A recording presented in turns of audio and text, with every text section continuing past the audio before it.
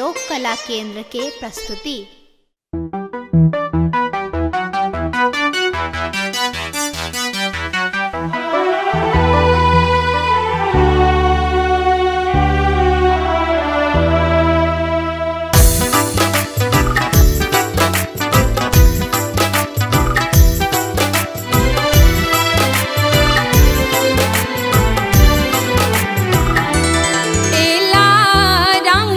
जनकपुर स्वागत करू है सखी,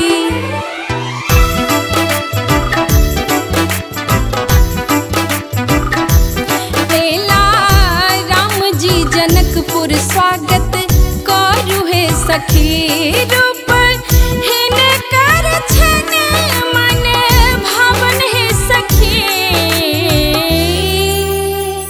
नैना सजाबू लौकाजर सखी। एला राम जी जनकपुर स्वागत करू है सखी।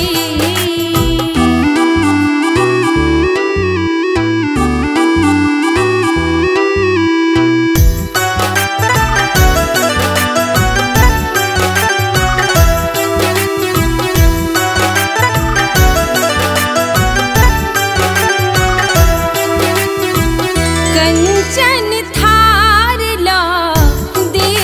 जराबू कमल पुष्प सा हार गुथाबू,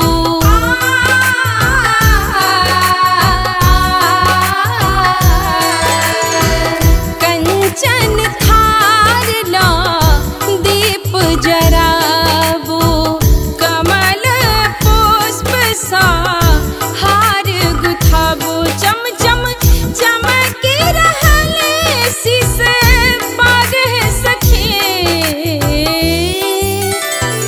परिछन करियौन सब मिलका है सखी। एला राम जी जनकपुर स्वागत करू है सखी।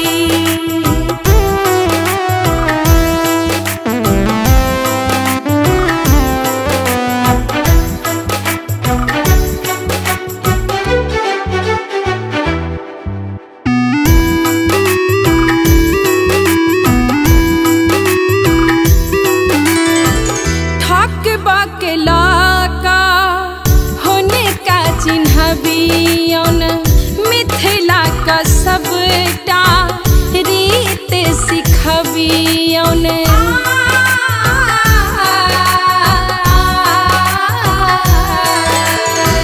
ठक बकला का हुनका चिन्हबियौन। मिथिला के सबटा रीत सिखबियौन, पानक बात सोनाक पकड़ियौन है सखी। डेग नाहु चलबियौन है सखी।